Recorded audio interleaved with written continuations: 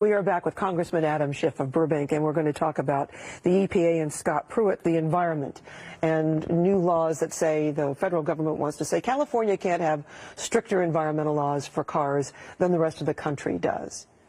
What happens to California's goals for emissions control? Well, this is really, in my view, breathtaking in more ways than one. But here you have the prospect of the federal government telling states like California how much pollution we need to have in our air.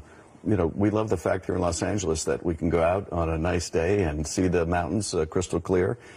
It wasn't that way in the 1970s, but because we enacted these laws to take a lot of that filth out of our air, there are fewer days where we're told we need to stay indoors and people with asthma need to be careful.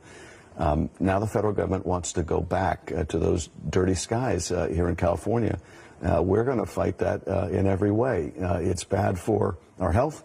It's going to add cost at the and it makes no sense. These folks that claim to be for states' rights apparently are not for states' rights if it interferes with the work of the big oil companies. It seems to me the logic for this imposition is that you're forcing the automakers to come up with two standards for vehicles, which costs them too much.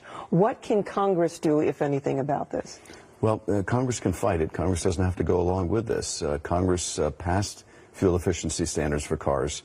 But right now, we don't have a majority that is willing to stand up for our environment. Unfortunately, the GOP in Congress is very much on the same page with Scott Pruitt, who has, I think, single-handedly done everything he can to undermine the whole mission of the Environmental Protection Agency. It's not about protecting the environment anymore under his leadership. It's about assaulting the environment.